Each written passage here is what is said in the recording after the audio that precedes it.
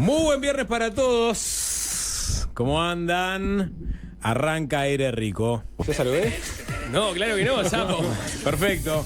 ¿Cómo andás, Nicolás? Muy bien, Sapo. Bueno. Qué bien puesta esta canción. Por favor, no estaba convencido y viernes a viernes me estaba levantando cada vez más. La voz de una de las hermanas Avellanal. Exacto. ¿No? Que suena... Al arranque es el último audio que... ¿No? Es el anterior todavía. ¿Tenés el audio que te mandé? Porque... Pará, aguantá. Porque lo que quiero hacer... Esto es de a poco, porque estamos en febrero todavía, ni siquiera arrancó el año. Esta canción ¿Cómo intuyo no que... arrancó el año, Sapo? Está prendido fuego el año. Para mí se tendría que terminar el año ahora. Es eventualmente generar en la audiencia algo así como una biblioteca de voces que repliquen la letra de esta canción, ¿no? Como hizo una de las hermanas Avellanal. ¿Tenés? Porque no quedó satisfecha con la forma en que le salió la primera versión, entonces se esmeró y la grabó de nuevo y suena así. Pa pa para pa pa para pa pa para pa pa pa para pa pa para pa pa para pa. Si me estoy guisando la cena en la cocina, si me estoy fumando unos puritos en la playa, si me estoy haciendo frente al espejo de la raya, oigo que sale dentro de mí una musiquilla que suena así, chiquitere tep tep tep tep tere, chiquitere tep tep tep tep tere, chiquitere tep tep tep tep tere, chiquitere chica papua. La que puede. ¿Podrán? La que puede, podrán. Incluso no sabía que tenía este remate. ¿Podrán los oyentes O sea, superar ¿Tiene a la más hermana onda, Avellanal? más onda que la Avellanal que conocemos? Bueno, no, se va a ofender la Avellanal que conocemos si decimos eso. Pero bueno, No, capaz que es capaz una que ella pregunta misma lo dice. que me surge, porque uno pensaría, por conocerla, que conoces a la buena de las Avellanal. Claro. Y de repente te das cuenta que existe otra que tiene más onda todavía. Es la realmente buena de la exacto. Avellanal. Que el gran público no la ha conocido todavía. Bueno, chiquetere, teré, vamos a ir de a poquito. Incluso vamos a armar un videoclip acá con los integrantes de este programa, con la letra para que ustedes se lo vayan aprendiendo. Pero eso, no sé cuándo hacer, cuando la desidia y el poco apego se despegue de nosotros y nos pongamos productivos. Arranco con el saludo a esa inmaculada galería de personalidades que están del otro lado del vidrio. Arrancando por el gran @AlvinGreen. Es el emperador de la consola y es la persona que sostiene este tinglado que conocemos por ahora como FM del Sol. ¿Cómo andás, Alvin, querido? Está @Uikemacana, ¿no? Que ayer se despachó con un gran informe Saavedra a propósito de las clases de defensa personal para maestras que se están por impartir en la Gomar. Pueden ir al programa de ayer y repasarlo. Está @Nico Couri. Nico Couri. De gran faena. De gran faena. Está jugando a varias puntas en este momento a nivel periodístico. Pero solamente les puedo decir, es la persona que más versada sobre fútbol del equipo. Pero Vamos a decirlo. es una persona versada sobre fútbol. Sí. Que es decir más que decir la más versada sobre el fútbol del equipo. Porque una persona Está bien. no versada sobre fútbol podría ser con distancia la más versada del equipo. Está bien, perfecto. Es una persona versada sobre el fútbol. Ahora después vamos a adelantar por qué es tan importante el fútbol en esta jornada. Bueno, siempre es importante el fútbol. Se juega la segunda fecha de la apertura, pero hay otros temas políticos subyacentes. Está @César Giacosa, que es el Switcher Master estrella de la transmisión espacial del canal de YouTube de FM del Sol. Y ahora sí, oficialmente, buenas tardes para todos.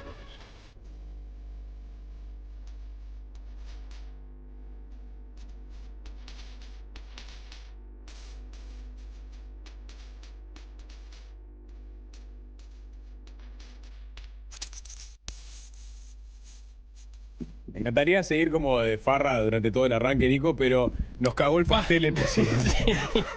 Sí, está bien. No, O sea, la verdad. hay que ponerse serios. La verdad, porque aparte incluso lo sabíamos de ayer, que había consejo de ministros, había reunión de consejo de ministros, donde se iba a tomar una decisión importante.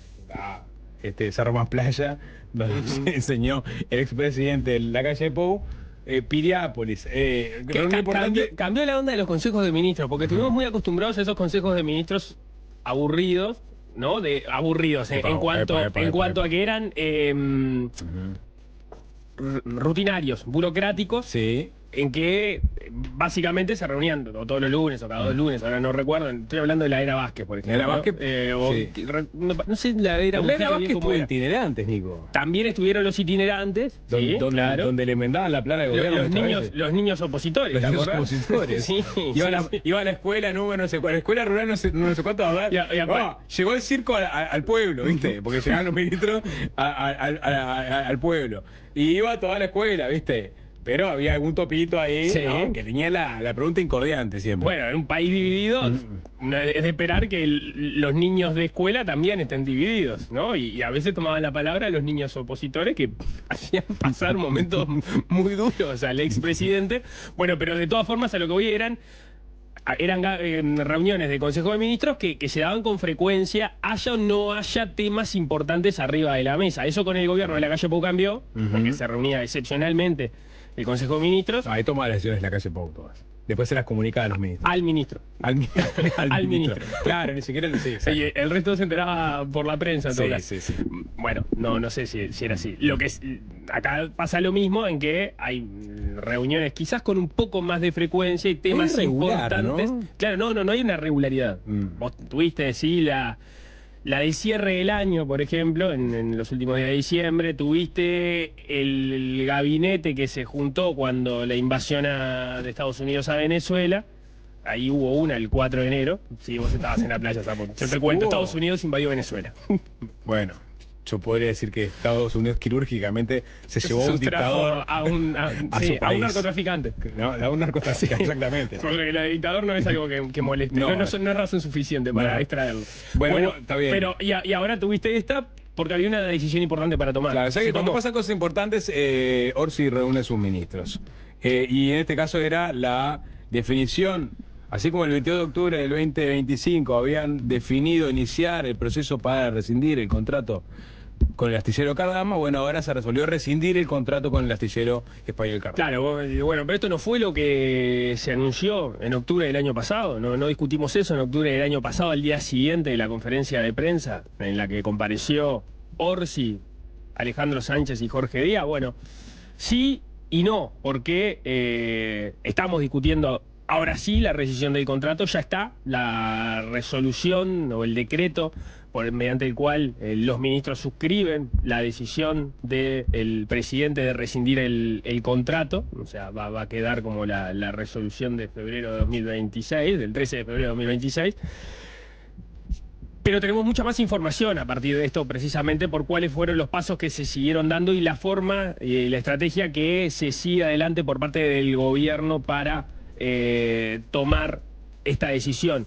De todas formas, nos devuelve, sí, aquella conferencia de octubre porque retoma parte de la línea argumental que se disparó inmediatamente después de aquella conferencia, que recordemos, ¿por qué se dio aquella conferencia? Porque estaba próxima a vencer la garantía de fiel cumplimiento, la garantía de Eurocommerce. El gobierno intentó cobrarla y cuando la fue a ejecutar se dio cuenta que era una garantía trucha. A partir de ahí es que se da esa conferencia de prensa. Poco antes de que ocurriera esa conferencia de prensa, Cardama intenta mandar una nueva, revalidar la garantía. A la postre, eso lo supimos después, también era una garantía que era trucha, porque además era la misma empresa Eurocommerce que ya había detectado el gobierno que no existía, no estaba donde decía estar, etcétera. Bueno, pero ¿cuál fue la discusión que se disparó a partir de ahí, que ahora vamos a retomar de nuevo? Que la ausencia de garantías es parte sustancial del contrato que tiene el Estado uruguayo con Cardama y que por lo tanto ante la ausencia de garantía el gobierno está en el derecho, por lo menos así lo entiende el gobierno, de rescindir el contrato. Bien, ese es uno de los debates que se tendrán en el futuro, incluso a nivel judicial. Exacto, pero bueno, vamos al inicio de la conferencia. En este caso estuvo encabezada por el presidente Yamandú Orsi junto al prosecretario de la Presidencia Jorge Díaz y la ministra de Defensa Sandra Lasso. Ahí el presidente fue el que tomó la palabra en la locución inicial antes de las preguntas de los periodistas y entre otras cosas enumeró las distintas acciones que se tomaron en la jornada de hoy, entre las cuales está la rescisión del contrato. Vamos a escuchar la enumeración de Orsi. Decidimos iniciar 4 acciones. La primera, rescindir el contrato de suministro por incumplimientos graves, incumplimientos contractuales graves, con la empresa Cardama e iniciar acciones por daños y perjuicios. Segundo, iniciar acciones para recuperar el patrimonio del Estado uruguayo. Tercero, definir responsabilidades institucionales e individuales y tomar las medidas que haya que tomar para ello. Y por último, por supuesto, procurar la adquisición de las patrulleras oceánicas tan necesarias para la defensa de la soberanía nacional. Bueno, están los 4 puntos que resaltó el presidente. Fue una intervención bastante escueta. Y después, obviamente, las preguntas se abundó mucho los temas, ¿no? Sí, entonces, el punto principal que pone sobre la mesa del gobierno es que la falta de garantías son los argumentos a partir de los cuales el gobierno toma esta decisión de rescindir el contrato. Ahí, bueno, terminó su alocución Orsi, empiezan las preguntas de los periodistas, y el primero en tomar la palabra en esa instancia fue el prosecretario Jorge Díaz, que explicó algo importante sobre cómo está previsto que se resuelvan las diferencias con Cardama en el contrato. Y ahí explica que lo contractual, digamos, las cuestiones que tienen que ver con una discusión sobre si se está cumpliendo o no se está cumpliendo el contrato, se dirime en jurisdicción nacional. Las diferencias respecto a lo constructivo, eso va por un camino aparte, se bifurcan los caminos, explicó Díaz, y eso se dirime en arbitrajes. Y ahí explicó que el gobierno va por la rescisión del contrato directamente en base a la ausencia de garantías. Por lo tanto, esto se va a dirimir en jurisdicción nacional. Vamos a escuchar el planteo que hacía al respecto Jorge Díaz. Acá no hay arbitrajes internacionales porque en base a tratados de inversión, porque acá no hay un inversor, sino que esto es un proveedor que suministra al Estado uruguayo determinadas cuestiones. Cardama no es inversor y no invirtió nunca un solo dólar en la República Oriental del Uruguay. Es un contrato de suministro y no se trata de una inversión. Primera cuestión. En un contrato de suministro que se suscribe en torno y en el ámbito del TOCAF, en base al artículo 33 del TOCAF, que establece expresamente la posibilidad de la contratación directa, y claramente en ese contrato se establecen un conjunto de obligaciones para el Estado uruguayo y obligaciones para el astillero.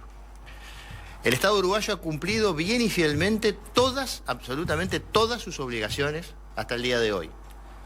Por otro lado, lo que hemos constatado son graves incumplimientos de parte del astillero en términos jurídicos y contractuales y en términos constructivos.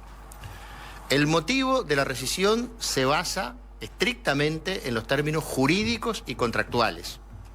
Los graves incumplimientos en materia constructiva darán lugar, de hecho en el día de hoy se firmó una resolución, a otro tipo de acciones.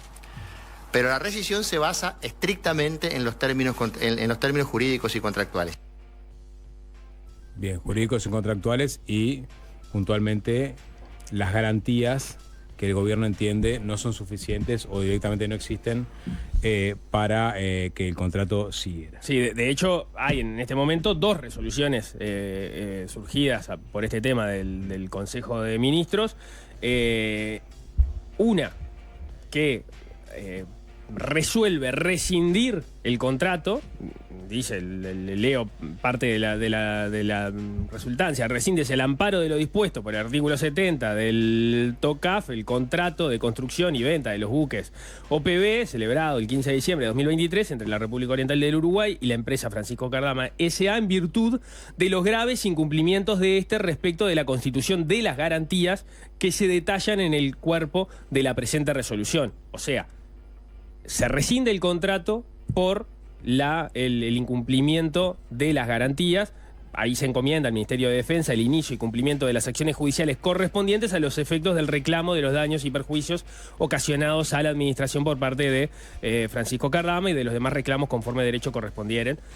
Eso tiene que ver con la rescisión del contrato. Aparte hay otra resolución que lo que se resuelve en el Consejo de Ministros es cometer al Ministerio de Defensa Nacional el inicio de acciones civiles, penales, administrativas y arbitrales, así como la adopción de todas las medidas que conforme a derecho correspondieren para preservar los intereses del Estado en relación a la rescisión dispuesta del contrato con la empresa Francisco Cardama en el ámbito nacional e internacional. Este es otro camino que está dispuesto, que tiene que ver sobre todo, ahí sí, con la discusión sobre, bueno, cuánto está construido, qué es lo que está construido. Ahí hubo algo interesante que explicó Díaz sobre, porque claro, en determinado momento empezamos en aquella conferencia de prensa, la de octubre, a discutir a propósito de la falta de garantía, si era o no condición suficiente para la anulación o la rescisión del contrato, pero en determinado momento empezamos a explicar, a discutir sobre el avance de las obras, ¿no? Y en la discusión pública, incluso para nosotros mismos, bueno, ¿qué papel jugaba eso en la rescisión del contrato? Bueno, la resolución que toma el gobierno hoy deja claro que van por carriles distintos, pero lo que explicaba Díaz es que, como parte de la rescisión del contrato, implica que el Estado uruguayo pueda reclamar lo que estaba construido como parte de recuperar parte de la inversión que se había hecho. Bueno, se contrata a Bureau Veritas para que vaya notificando o que vaya auditando el grado de avance, que es efectivamente lo que hay, para dejar eso registrado sin perjuicio de la presencia de los oficiales que estaban allá por el contrato, que era, digamos, como algo que ya estaba preestablecido en el contrato. Pero ahí es donde se atan los dos puntos, en la eventualidad de tener claro cuál es el estado de los buques, porque eso es parte de lo que además el Estado uruguayo va a tratar de reclamar, porque es una de las opciones para poder recuperar parte del dinero. Claro, el presidente habló de recuperar o bien el material o bien recuperar el dinero o ambas cosas. O sea, eso no está claro todavía.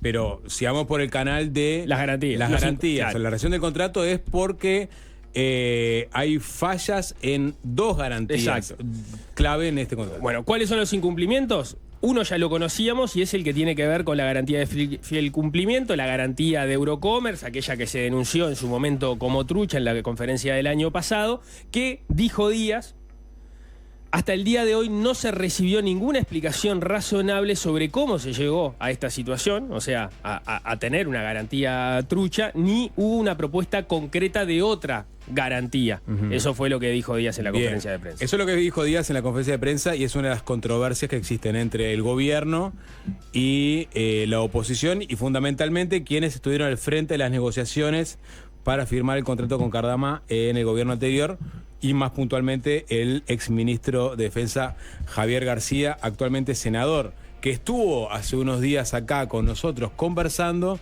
justamente sobre el informe de Bureau Veritas, pero ya de alguna forma repasamos todo este periplo que tiene como centro de la polémica al astillero Cardama. Y sobre la garantía puntualmente, ¿no? Sobre si se había presentado o no una nueva garantía cuando se supo que la de Eurocommerce era trucha, García decía lo siguiente, que no va en línea con lo que dijo hace un ratito Jorge Díaz. La garantía enseguida. Tres. Lo dije con colegas de ustedes. Hubo 3 ofertas de garantía. El doctor Gonzalo Fernández, que fue una persona destacadísimo jurista, pero aparte fue secretario secretario de Presidencia, el doctor Vázquez, fue ministro de Defensa y fue canciller, ¿no? Fue el abogado que primero había, por lo que se dice públicamente, contratado el astillero español, y llevó, por lo que sabemos, a una reunión que estuvo el propio presidente Orsi presente, propuesta de 3 garantías alternativas, y no recibieron respuesta. Esto salió público también, y nadie lo desmintió. ¿Por qué, Nicolás? Porque la decisión política estaba tomada. Vuelvo a reiterar. Pero perdón, ¿eso no es un tiro en el pie en un eventual litigio? O sea, que la empresa venga, te ofrezca 3 garantías y el gobierno te dice que no, sabiendo que eso después se va a conocer en un juicio. Es un regalo esto que nos van a meter irresponsablemente una demanda multimillonaria, como es el diario español que les decía hoy. Porque todas estas cosas son fácilmente demostrables. Que tú eres responsabilidad en los atrasos. No digo que vos no tengas por cualquier obra en el baño de tu casa, se te puede atrasar, digo, pero lo que significa el tomar decisiones que tienen como intención hundir un contrato. Viene esta. Javier García dice que hubo una reunión que tuvo como protagonista al abogado Gonzalo Fernández, que estaba el presidente Yamandu Orsi, en donde se presentaron 3 propuestas de garantía ante el conocimiento de que la garantía de Eurocommerce no cumplía con los fundamentos de la categoría, por decir de una forma amable. Lo que dijo Jorge Díaz, y se ha dicho más de una vez, es que Cardama no presentó ninguna propuesta después de que se conociera que la garantía de Eurocommerce era trucha. Hay que recordar, por ejemplo, que el ministro de Economía, Gabriel Odone, en algún momento, en medio de esta controversia, dijo, bueno, si Cardama eventualmente presenta una nueva garantía que cumple con todos los requisitos, habría que seguir por ese lado. Bueno, García dice que hubo una reunión donde Gonzalo Fernández presentó 3 garantías y que el gobierno no dio respuesta. Bueno, la resolución del Poder Ejecutivo de hoy, en sus resultandos, por ejemplo, más allá de lo que dijo Jorge Díaz hoy, señala en el punto 6, son 2 resoluciones, en una de ellas, en la que va precisamente por la rescisión del contrato, habla que hasta la fecha Francisco Cardama nunca subsanó ni presentó una garantía de fiel cumplimiento de contrato, ni tampoco presentó el original de la garantía del reembolso, de la cual ahora vamos a estar hablando, constituyendo incumplimientos esenciales y graves a las obligaciones establecidas en el contrato. O sea, lo que señala y deja por escrito en la resolución el Poder Ejecutivo es que esto nunca se subsanó. Ahí habría que ver los detalles de esto que decía Javier García sobre qué fue lo que se habría presentado desde el Ejecutivo. Se entiende que no se presentó nada concreto. Claro, que es un punto muy sensible, porque unos dicen que no se presentó ninguna garantía alternativa para subsanar el problema. La oposición, en la voz de García, dice que se presentaron 3 propuestas. Claro, pero eso es fácilmente dirimible. Muy fácilmente dirimible. Porque de hecho el gobierno está en el relato, no voy a leer toda la resolución, pero se inicia un proceso administrativo una vez que se anuncia que se daban comienzo a los pasos para la rescisión del contrato y eso implica que el gobierno le escriba a Cardama y que Cardama le responda al gobierno en relación a esto. O sea, y claramente eso no termina subsanando la falta que estaba poniendo arriba de la mesa el gobierno, porque si no, no quedaría de manifiesto en la resolución que emiten, ¿no? Digo, pues esto ayuda para entender también la postura de la oposición, sobre todo la gente vinculada al gobierno anterior, en la compra de las patrulleras, que esta fue una decisión política y que todo lo que vino después estuvo alineado detrás de la decisión política. ¿No? Y que ya había... Que estaba la decisión tomada. Había una decisión tomada y no había voluntad de enmendar este problema, incluso a pesar de que se presentaran 3 propuestas de garantías alternativas. Bien, pero decíamos, las observaciones del gobierno van sobre 2 garantías. Mencionamos ya, porque se conocía la de fiel cumplimiento, pero estaba la otra garantía, la garantía de reembolso, y ahí Díaz explicó que ahí también se encontraron con una sorpresa cuando comenzaron a analizarla. Vamos a escuchar cómo lo planteaba. Pero en este proceso, como la primera garantía, y permítanme utilizar una expresión poco académica, pero muy clara para todos los uruguayos, era trucha, empezamos a sospechar de la segunda garantía. Y ahí exigimos que efectivamente la empresa aseguradora nos acreditara que existía efectivamente la garantía. Y la sorpresa fue que la empresa aseguradora, o sea, ya estamos hablando no de la de fiel cumplimiento, sino de la de reembolso o de anticipo financiero, nos contesta que sí, que existe una póliza, pero que ese documento que tiene el Ministerio de Defensa en su caja fuerte no es la póliza. Es decir, el señor Cardama o el astillero incumplió en el momento, allá en octubre del 2024, cuando agrega un documento que no era la póliza, con una apariencia de póliza, pero no era la póliza. Y nos enteramos en enero de este año de que eso efectivamente era así. Como nos dicen, existe la póliza, pero no es esa, más allá de que el incumplimiento ya estaba configurado, porque él no había cumplido en agregar lo que tenía que agregar, le preguntamos a la empresa, bueno, mándennos el documento, la póliza efectiva. Y ahí nos encontramos con otra sorpresa más, que es que el texto de una no coincide con el texto de la otra. Bueno, ahí tenés, porque parte de esta información ya la habíamos conocido, creo que había sido Búsqueda que había publicado por primera vez, que la póliza, la garantía de reembolso que estaba en manos del Ministerio de Defensa en realidad eran los términos y condiciones y no era la póliza propiamente dicha. Faltaba toda una parte de documentación que el Ministerio de Defensa no lo tenía en su poder. El gobierno uruguayo, a través de los abogados contratados, hizo las averiguaciones al parecer y ahí se entera que efectivamente existía una póliza que estaba en manos de la empresa que la emitió y que, bueno, en todo caso se podía acceder a toda la documentación. Pero, y la novedad es que cuando fueron a revisar esta póliza, esta garantía de reembolso, se encontraron con que en realidad no cumplía con... No coincidía con las condiciones establecidas en el contrato. Exactamente, las condiciones que establecía el contrato, y lo cito a Díaz textualmente, ¿no?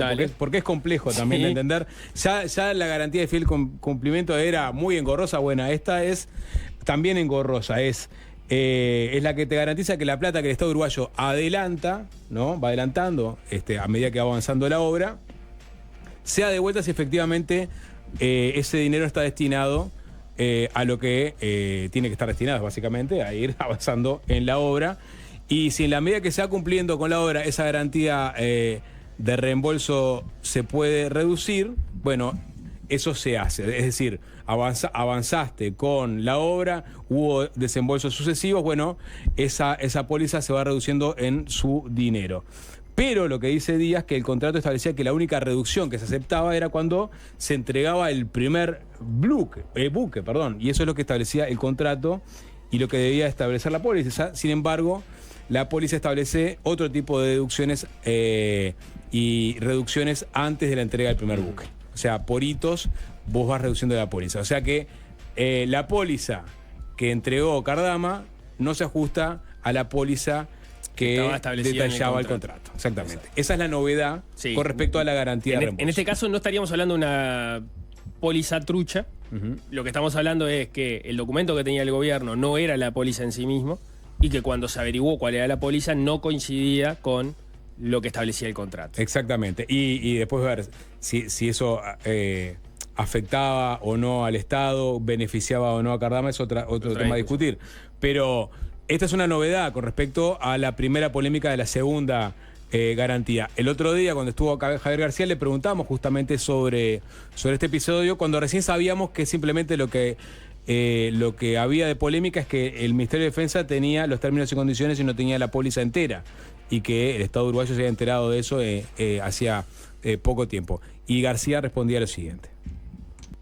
Hace 15 días el gobierno filtró que la otra garantía también estaba floja de papeles. La de Redbridge. Claro, el Faro de Vigo, el día viernes pasado, es el principal diario, creo que es el diario más viejo de España, me enteré de eso. Dice que consultó, a la empresa Redbridge, una aseguradora americana, y dijo, la garantía está perfectamente vigente. Es más, el estudio jurídico que contrató el gobierno uruguayo lo sabe, se llama Ackerman, porque nos consultó y nosotros le contestamos que desde el día 23 de octubre del 2024, que fue la fecha que puso, que se firmó, esa garantía está vigente. Viste que se dejó de hablar de ese tema. Digo, y nadie lo contradijo. Eso, ¿no? La Consegura dijo, esto el gobierno lo sabe porque nos lo consultó el estudio Ackerman en nombre de gobierno. Lo que decía Búsqueda es que la documentación mediante la cual se presentó a la empresa Redbridge Insurance como garantía de reembolso no era suficiente la documentación para considerarla una garantía válida. Pero si consultás a tu estudio jurídico, consulta y te dice, mire, acá está todo. Bien, la verdad que estábamos discutiendo sobre la primera parte, que no estaba toda la documentación. Ahora nos enteramos que no solamente no estaba toda la documentación, sino que también la póliza no coincidía con lo que decía el contrato. Exacto. Entonces, repasando, tenemos dos vías distintas que está llevando el gobierno adelante. Una que va por la rescisión del contrato, otra distinta que tiene que ver con la discusión sobre cómo va el avance de las obras en la construcción. Pero la rescisión del contrato está fundada sobre lo primero que decíamos. Se rescinde el contrato por la ausencia de garantías. Esto, por lo pronto, me hacía foco sobre cómo era la estrategia que estaba llevando adelante el gobierno. es la siguiente. No solo se bifurcan porque además estaba establecido que las cuestiones constructivas van por la vía de los arbitrajes y la discusión contractual va por la jurisdicción nacional, sino porque además lo que hace el gobierno con esto es separa, digamos, lo objetivo de lo subjetivo. Es decir, es objetivo que no existe la garantía de fiel cumplimiento y que no están las garantías, y sobre eso va a fundamenta la rescisión del contrato. Entonces ahí entiende el gobierno, no hay discusión posible, y esto es, en su lectura, en su interpretación, es una falta grave, un incumplimiento grave del contrato, y por lo tanto basta para ir por la rescisión del contrato. Y toda la otra discusión que no tiene que ver con la rescisión del contrato, que tiene que ver con, bueno, eventualmente cómo fueron las responsabilidades, bueno, cómo se hace del dinero, etcétera, tienen que ver con las cuestiones que pueden ser más subjetivas. Bueno, van 5 meses de demora en el avance, faltan planos, esto no está pronto, esto es inseguro. Bueno, toda esa discusión, ¿no? No llegan los motores, falta equipamiento, nos faltó información sobre cómo viene la planificación de la obra. Todo lo que surgió del informe de Bureau Veritas no va a jugar en la cancha de la discusión sobre la rescisión del contrato, que se va a limitar al hecho objetivo de que no están las garantías que eran necesarias para que el contrato echara a andar. Y que eso es suficiente para rescindir el contrato. Exacto. Ese es es la estrategia que hoy queda revelada, digamos, que va a seguir el gobierno en relación a cómo rescindir el contrato.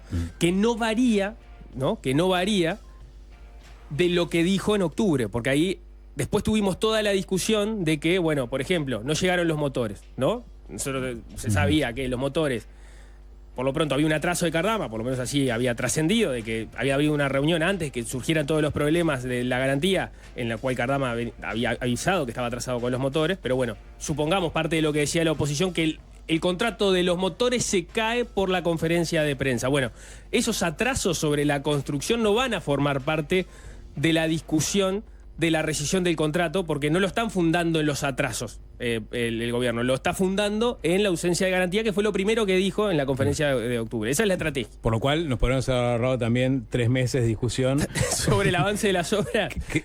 Sobre el avance de las obras y sobre la definición de rescindir el contrato. Pero bueno, en todo caso después lo discutimos. Volvamos. Entonces, el centro, y acá vamos a escuchar parte de la argumentación de Díaz al respecto, es entonces que la ausencia de garantía para el gobierno basta por sí sola para hacer caer el contrato. Vamos a escuchar cómo lo planteaba Díaz. La gravedad que hoy no tenemos garantía de ningún tipo, o tenemos una garantía de reembolso que no sabemos muy bien el estado de situación, y por tanto esto configura incumplimientos graves, como establece el artículo 70 del TOCAF, que nos permiten la rescisión del contrato. Y quiero detenerme en otro punto. Las garantías de fiel cumplimiento y la garantía de reembolso son elementos esenciales del contrato de suministro, no son elementos accesorios. Tenemos reiteradas consultas de grado 5 de Derecho Administrativo, de consultores extranjeros que dicen claramente que eso es un elemento esencial del contrato, que integra la estructura del contrato. A tal punto integran la estructura esencial y el contenido obligacional esencial del contrato, que si no se constituían, el contrato no entraba en vigor. Tan esenciales eran que si no se constituían, el contrato no entraba en vigor. Y había un plazo de 45 días, ¿se acuerdan ustedes?, para constituirla. 11 meses llevó. Recuerden que uno de los argumentos para elegir a este astillero fue de que lo iban a construir rápido. Tan rápido, pasaron 11 meses para construir, y ahora, según los informes técnicos, también tiene atrasos. 45 días que se transformaron en 11 meses, sin expediente administrativo, sin actos administrativos que dispusieran prórrogas, etcétera, etcétera, etcétera.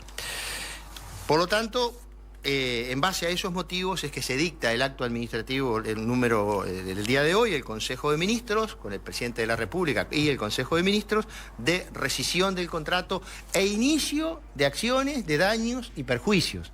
Y que quede claro, porque hasta ahora hemos escuchado, les vamos a hacer el juicio tal. No, el Estado uruguayo le va a hacer juicio a esta persona para recuperar los daños y perjuicios que se han causado. Bueno, esto que capaz que también es bastante engorroso y que nos remite a la conferencia de prensa del 22 de octubre del año pasado, es esencial, en definitiva, para el futuro de esta historia en materia legal. Porque lo que dice el gobierno es que la garantía de fiel cumplimiento es un elemento esencial al contrato, mientras que, primero se lo escuchamos en la voz de Pedro Bordaberry, diciendo que una garantía de fiel cumplimiento es un elemento accesorio al contrato y su irregularidad no es suficiente para rescindir un contrato. Eso lo fundamentó Bordaberry en su momento. El propio Jorge Díaz acá lo controvirtió a Bordaberry cuando lo entrevistamos sobre este tema, porque es clave. O sea, si es esencial para el contrato, vos podés rescindir porque incumpliste con la garantía. Si es accesorio, no, quizás no es vos no podés ir por una rescisión de contrato. Y a tal punto que el otro día Javier García, sobre este punto en particular, también abonaba la tesis de Bordaberry de que una garantía es un elemento accesorio al contrato. Vamos a escucharlo. El 22 de octubre, la conferencia de prensa es la decisión política, rescindir. ¿Y cuáles son los motivos? Primero fue la garantía, o sea que alguien le dijo, mirá que esto es la garantía, con esto perdés no puedes ni entrar ni a juzgado, porque es un elemento accesorio. Entonces tuvieron que salir a buscar argumentos y 3 meses después contrataron una buró veritas. ¿Para qué? Para conseguir argumentos. Eso es lo que demuestra que la decisión es política. Pero pues si hubiera alcanzado, hubieran rescindido en noviembre. Si fue el 22 de octubre ya tenían el tema, en noviembre hacían 2 papeles y fue bailando. ¿Por qué aún no está rescindido? Porque no era argumento, jurídicamente no resiste 10 segundos. Porque toda la jurisprudencia dice una garantía es un elemento accesorio. Entonces, a pesar de que nosotros tomamos la previsión, un estudio jurídico, el principal estudio jurídico del país en materia administrativa, no se asesoró cualquiera del Piazzo, que siguió todo el proceso, al final dijo, bueno, sí. Bueno, hay dos cosas, ¿no? Porque acá tenés por un lado que García controvierte que una garantía es un elemento esencial del contrato, sino que es accesorio y por lo cual no puedes rescindir el contrato, pero después dice que por eso el gobierno, cuando se enteró que era accesorio, salió a buscar otras pruebas vinculadas a la construcción. Pero lo que contaba Nico recién es que en realidad el gobierno, la parte constructiva, va por otro carril a la hora de rescindir el contrato. Los jugadores de ajedrez le llaman eso comer un peón envenenado. Ajá. O sea, básicamente la explicación que se daba hoy en la conferencia tenía que ver con eso. Lo de Buró Veritas tenía que ver con, bueno, tener claro si se va a ir por la rescisión del contrato, bueno, tener claro cuál es el estado, digamos, de esos activos que eventualmente Uruguay va a querer reclamar como parte de... Y saber cuánto valen, ¿no? Porque si está hecho el 80%, el 60%, como se manejó en algún momento que había de avance de uno de los patrulleros, tendrá un valor. Si en realidad tiene el 40% del acero y no tiene equipamiento, tendrá otro valor, ¿no? Entonces, el informe de Buró Veritas tenía que ver con eso, según quedó explicado por Díaz hoy. Y esto otro sobre lo que vos remarcabas. En realidad es la rescisión del contrato por lo que es la falta de garantías por lo que se va. Después, ¿por qué se esperó todo este tiempo? Digamos, supongo que se podrá avanzar en entrevistas que den los distintos involucrados en el proceso en los próximos días, pero uno entiende que quizás tenga que ver, entre otras cosas, con esto de los pasos administrativos que se fueron dando, las comunicaciones con Cardama, la vista de las respuestas de Cardama, etc. Pero bueno, por ahí queda cerrada parte de la discusión, que fue la presentación del gobierno en relación a eso, y bueno, y vos lo controvertías con lo que venía diciendo Sí. Javier García, pero hubo ya más repercusiones una vez que la conferencia de prensa ocurrió. Sí, una pata más que tiene Sí. que ver con las responsabilidades personales, eventuales. Porque también lo anunció en conferencia de prensa el Ejecutivo, lo anunció el presidente, lo anunció el prosecretario, Sí. en donde se van a buscar eventualmente responsabilidades de actores que estuvieron vinculados al proceso de contratación de Cardama. ¿Tenemos lo que decía Jorge Díaz sobre ese tema? En octubre nosotros anunciamos investigaciones administrativas, le sugeríamos o pedíamos porque al Ministerio de Economía y Finanzas y al Banco de la República. Digo, recuérdenlo. Obviamente el Banco de la República tiene autonomía y en el marco de su autonomía dispuso una investigación administrativa en la cual no se determinaron responsabilidades. Y lo mismo ocurrió en el Ministerio de Economía y Finanzas. Digo porque no es solamente en el Ministerio de Defensa, sino en aquel momento abarcábamos todo el espectro y en 2 de esos organismos esas investigaciones terminaron sin ningún tipo de responsabilidad, que creo que es importante también señalarlo. Bien, lo señalaba esto porque donde sí se encontraron eventuales responsabilidades fue en el Ministerio de Defensa a partir de una investigación administrativa que la ministra Lasso dispuso iniciar en abril del año pasado sobre el accionar de las autoridades del Ministerio en el gobierno anterior con relación al proceso de compra de las patrulleras. Y ahí, a partir de esa investigación, se sugirió sumariar al exdirector de Recursos Financieros del Ministerio, Damián Galo, funcionario público, y que actualmente está en paz en comisión con el senador y exministro Javier García. Es decir, la pata de las responsabilidades también estuvo arriba de la mesa y en su momento también se lo consultamos a Javier García. Y lo que decía el senador, que esto es parte de este ardid que ha montado el gobierno para, entre otras cosas, golpear a la administración pasada y fundamentalmente a la calle Pou, pero sobre la investigación en particular que se hizo en el Ministerio de Defensa, decía lo siguiente, García. Las investigaciones administrativas requieren garantías y requieren procesos jurídicos. Ahora, una investigación administrativa que se volantea en los diarios 2 meses antes, donde la ministra le comentaba a colegas de ustedes, fue a declarar fulano, estuvo 4 horas, estuvo 3 horas. Tengo casos. La ministra sabía cuánto tiempo, esto estoy diciendo... ¿Vos decís que los que hicieron la investigación administrativa están jugando para Sandra Lasso en contra de Javier García? Esto lo hizo. Pero la pregunta es esa. Lo estoy diciendo, que esta fue una investigación política. ¿Quiénes hicieron la investigación administrativa? La Presidencia de la República.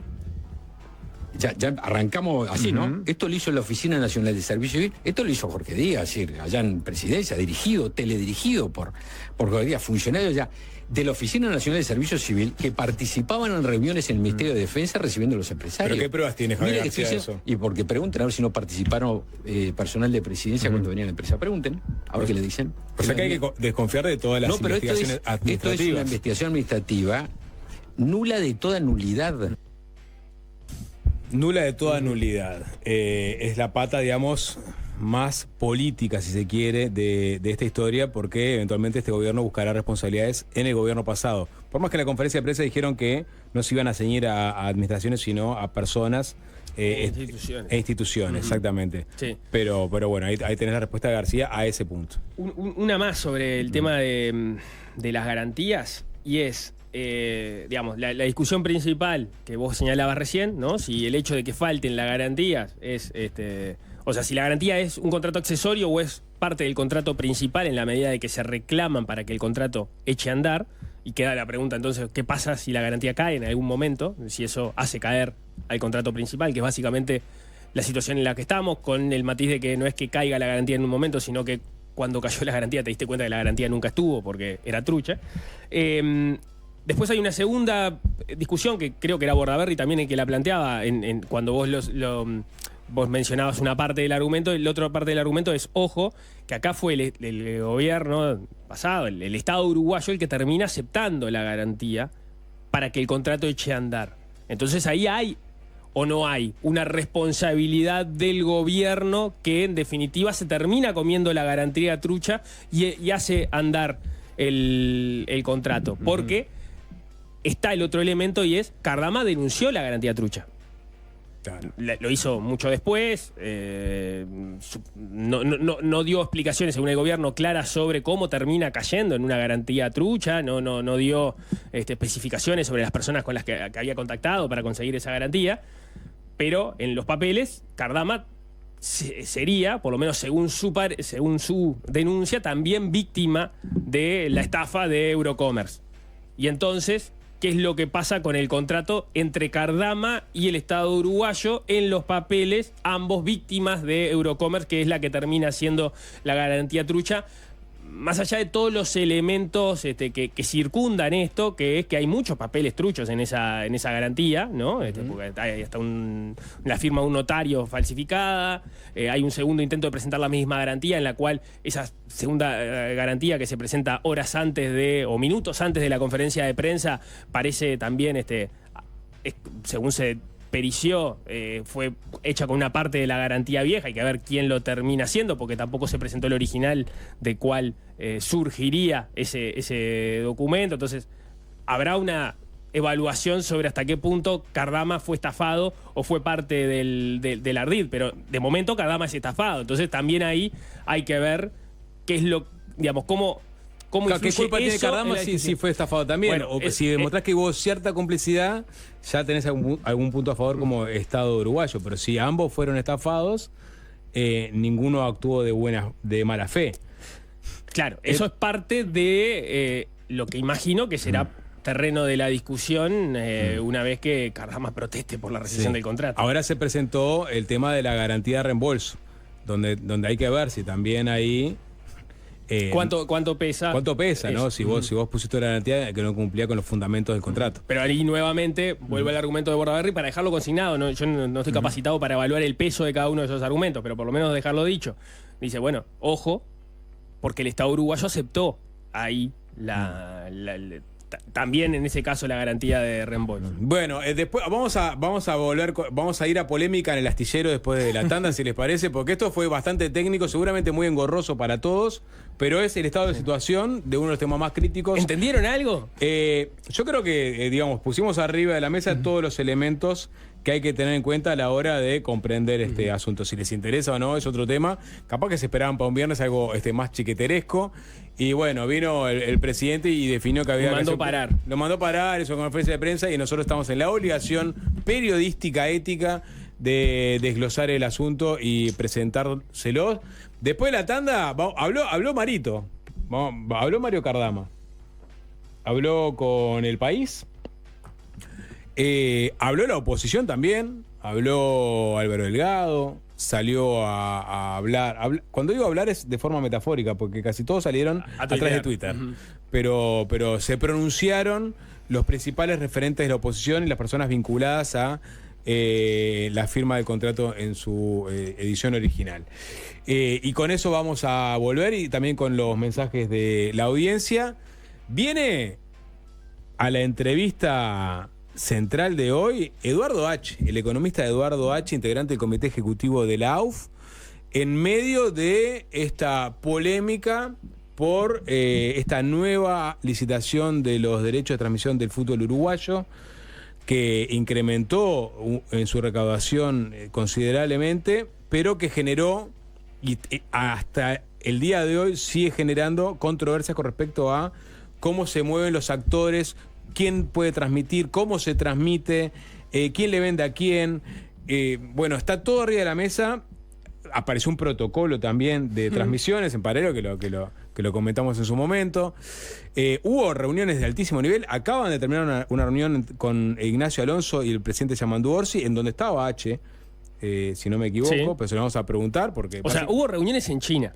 Hubo reuniones en China entre dirigentes de la AUF, Tenfield, el presidente de la República, y ahora esas reuniones continuaron acá, porque hubo reuniones entre Tenfield y la AUF ayer, y hoy reuniones entre la AUF y Poder Ejecutivo. Ahí está, exactamente. A ver, ¿qué volumen va a tener esta cortina por los próximos 4 años? Eduardo H. va a ser entrevistado en unos minutos, y después de las 6 de la tarde, si da tiempo, vamos con la controversia por la muerte de Kurt Cobain. Que ahora salió una investigación que dice que en realidad Cobain no se mató, sino que lo mataron. Hay una investigación. ¿Lo nismearon? Bueno, vamos a ver de meternos en esa polémica. Cobain, que se quitó la vida en su casa, siempre se montaron conspiraciones en torno a su muerte. Muchos decían que había sido efectivamente asesinado. Aparece esta investigación. Le estamos poniendo un poco de color porque ya... ¿De qué universidad? No, el Daily Mail. No es, digamos, no es The Economist, pero The Economist se dedica a otros temas. Se dedica a otros temas, pero incluso ya se avanzó sobre esa información que se dio esta semana. Vamos a venir con Cobain sobre el final del programa. Como adelanto, un In Bloom. Bien, y tras la decisión del gobierno de rescindir el contrato con el astillero español Cardama, llegaron las repercusiones de la oposición. Muchas de esas repercusiones o reacciones las tuvimos en el contrapunto que hicimos entre la conferencia de hoy y la entrevista que hicimos a Javier García hace unos días, ¿no? Muchos de esos argumentos se plasmaron hoy en sucesivos tweets de jerarcas o dirigentes importantes de, sobre todo el Partido Nacional, hay que decirlo, ¿no? Ahí aparecieron, digamos, los comentarios más duros. Tenemos por ahí al propio Javier García, que resumidamente decía, ante el anuncio del gobierno hoy, la decisión de rescisión estaba tomada desde el inicio y es por una sola razón, política con mayúsculas. El objetivo es destruir lo que venga del gobierno de la calle Pou. Lo intentaron con el puerto, utilizando la justicia y perdieron. Ahora las patrulleras, también el proyecto de Neptuno y el saneamiento para el interior. El único objetivo es destruir lo político por encima de lo jurídico. Nuevamente, no tienen rumbo, tienen ánimo de romper, no hay agenda positiva, solo negativa. Esta decisión política, de vuelta en mayúsculas, confesada por la propia ministra ayer, nos deja sin patrulleras oceánicas, va a costarnos carísimo por la demanda internacional que vendrá y afecta a la credibilidad jurídica del país. Empujaron al presidente a una maniobra política que daña al país. Bueno, ahí hay un tema, dos temas interesantes. Uno es, hay un compromiso clarísimo del gobierno, y digo clarísimo no para decir, esto está resuelto, sino porque esto va a haber que verlo al final del periodo, de que las patrulleras van a estar antes de que termine este periodo. Así lo reafirmó Lasso hoy en la conferencia, más allá de que lo dice el propio presidente también cuando abre la conferencia. Sí, incluso hablaron de digamos, posibles ofertantes, ¿no? Uh-huh. De diferentes países, se habló de la India, Colombia, la solución de Colombia, la solución de Argentina. Jorge Díaz al final de la conferencia dice, y bueno, y España también, onda, no te olvides de este player, que es importante, porque viene también, si uno lee, por ejemplo, el Faro de Vigo, que uh-huh. toma la noticia, es un tema país, es un tema, digamos, provincial, ¿no? O sea, uh-huh. Galicia, digamos, la construcción naviera en su conjunto se vería afectada de alguna forma por este litigio con Cardama, que tiene 100 años, o sea, tiene mucha tradición en este rubro en Galicia, pero puede llegar a ser un tema también país, porque te estás metiendo con uno de los principales rubros industriales uh-huh. que tiene España, ¿no? Sí. Que es el naviero. Pero bueno, entonces, a propósito de lo que planteaba García, bueno, está el compromiso del gobierno de tener patrulleras oceánicas al final del periodo. Hay que ver si eso efectivamente se termina concretando. Y después él habla, y se ha hablado mucho de la demanda internacional. Hoy en la conferencia de prensa Díaz hacía hincapié en que los litigios o las diferencias vinculadas al contrato, que es lo que termina apelando en este momento la resolución del gobierno, se dirimen en jurisdicción nacional. O sea, no sería una demanda internacional, seguro no sería, por lo menos así lo planteaba Díaz, una demanda o apelando a un tratado de protección de inversiones, porque esta no es una inversión. Acá hay un contrato en el cual Cardama no es un inversor en Uruguay, sino que es un proveedor del Estado uruguayo, y por lo tanto la forma de dirimir las diferencias que tengan en torno a esto están, según el contrato, en el ámbito local. Uh-huh. Bien, uno más de la oposición tenemos por ahí, no sé si tenemos a Alberto Delgado, por ejemplo, ahí está. Enorme irresponsabilidad del gobierno, actuando con saña política para justificar su ataque contra el gobierno de coaliciones. Ponen a todos los uruguayos a un juicio internacional, porque decía Nico recién, no sería tan así, y dejan al país... No decía yo, estoy repitiendo lo que decía Jorge Díaz. Está bien, y dejan al país sin las patrullas necesarias para vigilar nuestras aguas. Si se pierde el juicio, lo paga la gente. Una penosa decisión con fines exclusivamente políticos que va contra los intereses de Uruguay, el más completo respaldo de la gestión del Ministerio de Defensa durante nuestro gobierno. Álvaro Delgado citando el tuit que leímos recién de Javier García. Bueno, y tengo a Mario Cardama, porque hubo otros, habló Sebastián da Silva, por ejemplo, pero Mario Cardama, que es el director del astillero español, que, por ejemplo, el país consigna una comunicación que tuvieron con él, en donde califica el procedimiento como muy incorrecto. El empresario descartó las acusaciones de fraude e irregularidades llevadas adelante por la torre ejecutiva y subrayó que la empresa ha mantenido una conducta estrictamente profesional.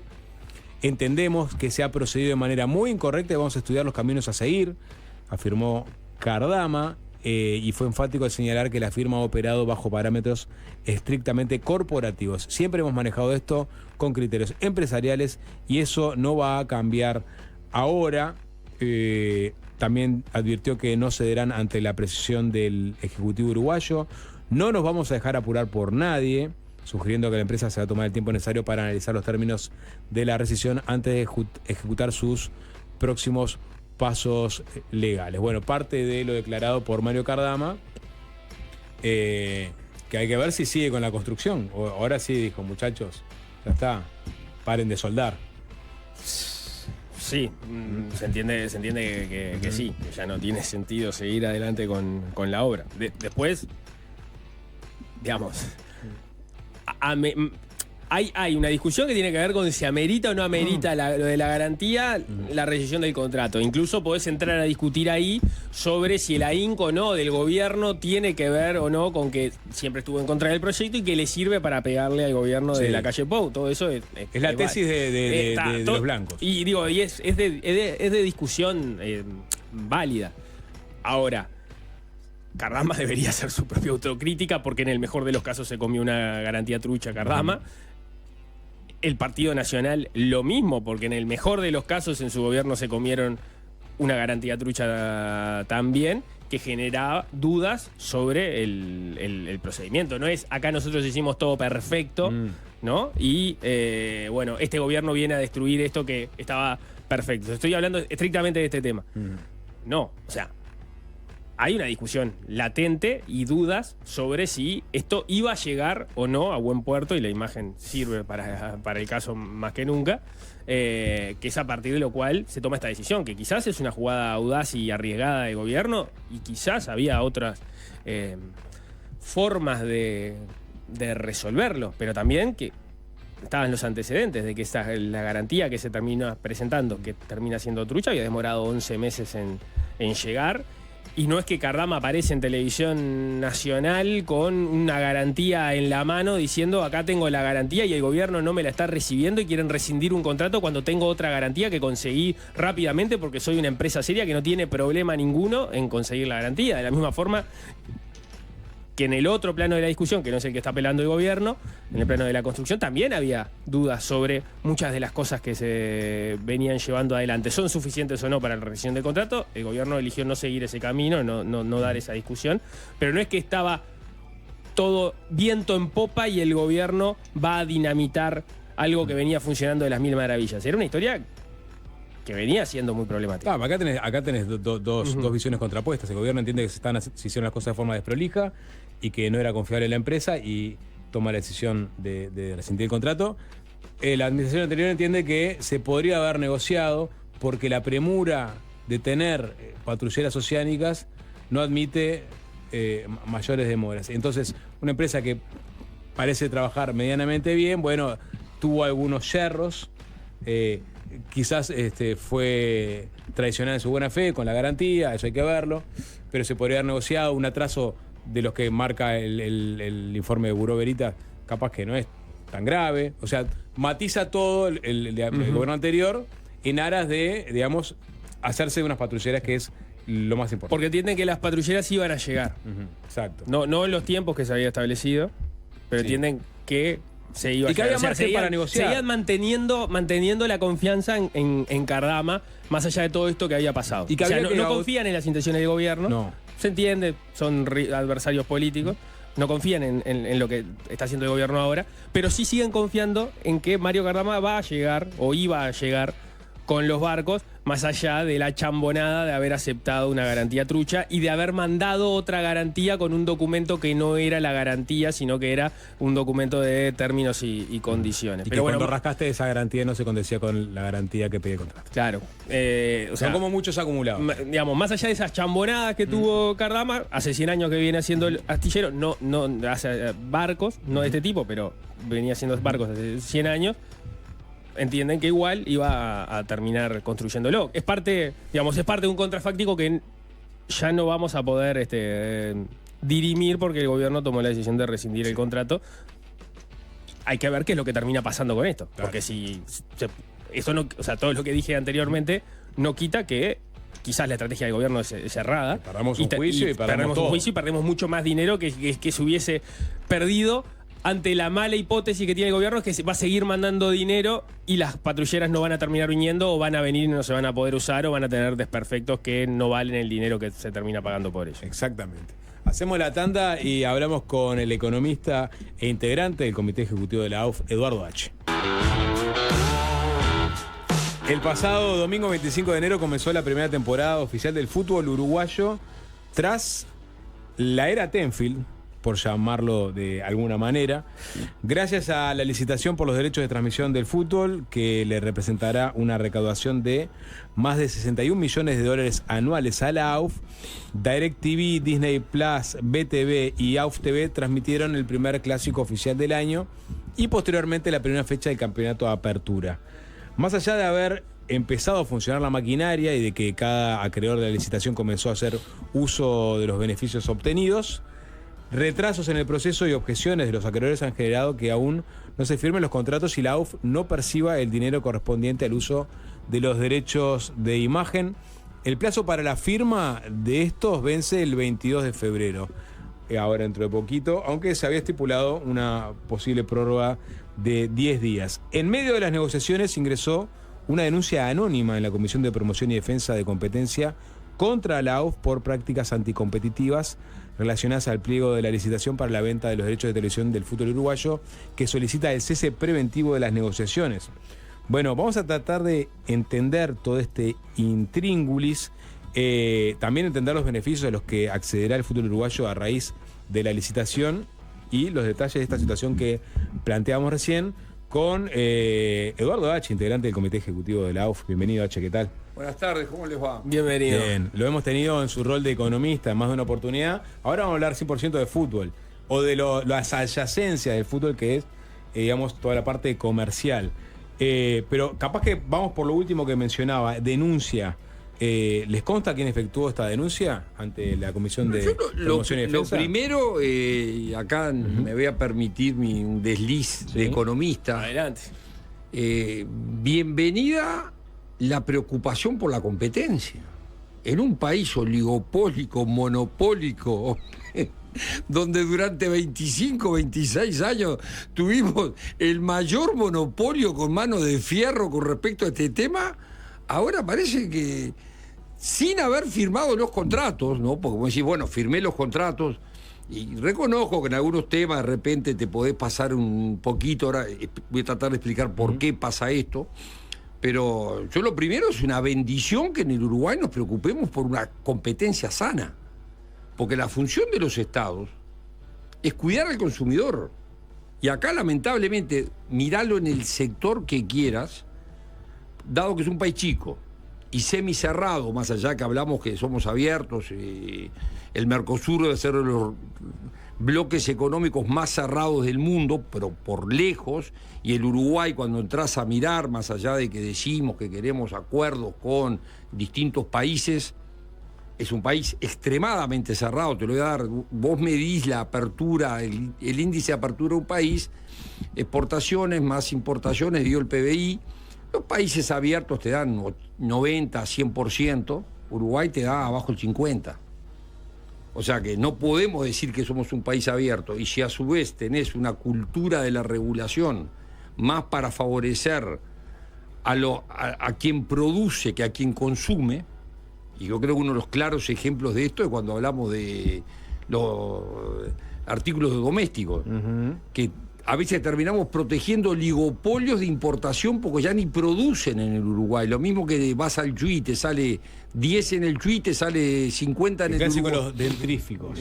Exactamente. Bien. Entonces, en este caso, bienvenida sea la preocupación por la sana competencia, cosa que no existió nunca, jamás. ¿Nunca le pusieron una denuncia a Tenfield por... No, hubieron los 20 años algunas de monopolio? sobre el final, hubieron algunas que, por ejemplo, cuando no le quería dar la señal a DirecTV y ahí empezó a actuar la Comisión por la Competencia.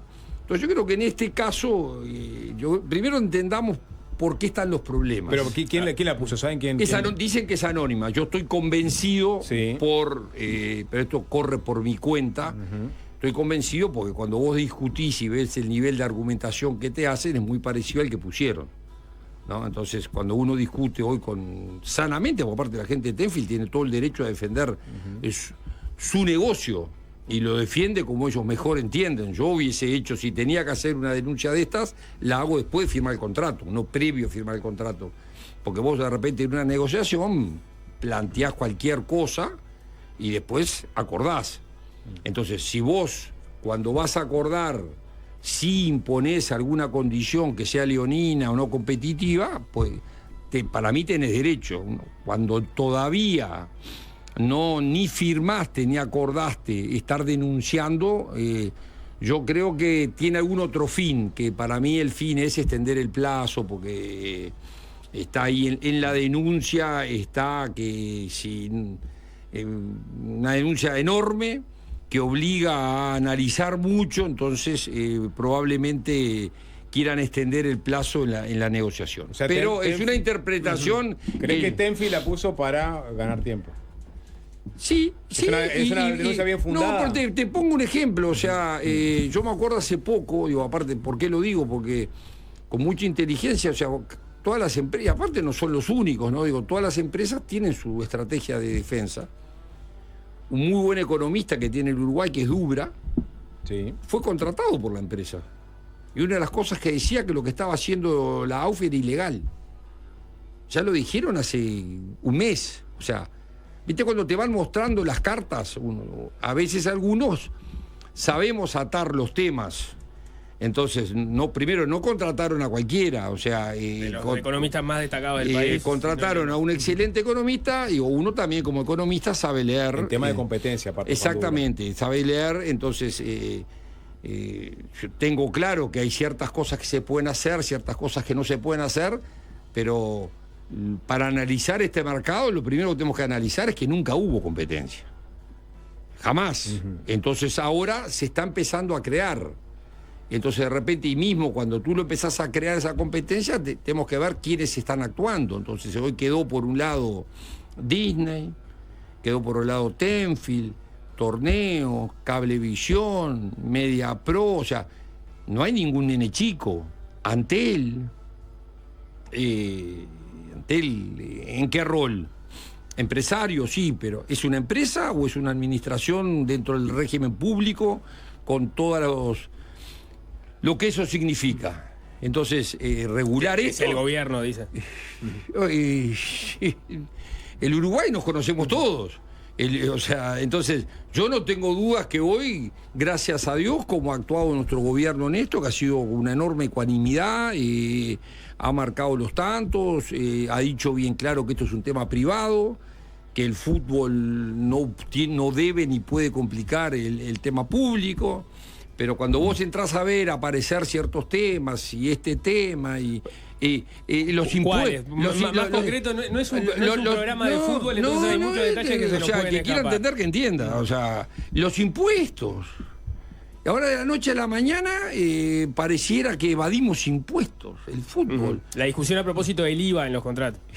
Ahí lo que... No casualidad que el mismo abogado que la noche que gana el gobierno publica unos tweets es el que hace el informe. No sé. Bueno, averiguo, como buen periodista, Vamos, no me gusta dar nombres, pero sé lo que le estoy diciendo. Entonces, si uno empieza a atar cabos, todos los temas sueltos, es clarísimo que, obviamente, a veces la competencia incomoda. Acá se ha llegado a un punto donde realmente se hizo una licitación, se logró un resultado muy bueno que hay que consolidarlo, porque una cosa es licitar y otra cosa después firmar los contratos y cobrarlos. Entonces, que eso no es un tema tan sencillo. Entonces, creo yo que se está en un camino muy bueno, donde a su vez las diferencias lógicas hacen que no sea tan fácil firmar los contratos, más cuando estamos hablando que son contratos por 4 años, en total de 260 millones de dólares. Vamos a Antel, por ejemplo, ¿no? Pudimos ver digamos ahora, la primera fecha de la apertura, podías verlo a través de BTV, si tenías Disney Plus, lo veías por Disney Plus, estaba Antel TV también. Y ahí aparece esta novedad que BTV transmitió el fútbol uruguayo a través de Antel TV sin un sobrecosto. Es decir, vos tenías, yo tenía mi computadora con HDMI enchufada a la tele y podía ver a través de Antel TV la primera fecha de la apertura.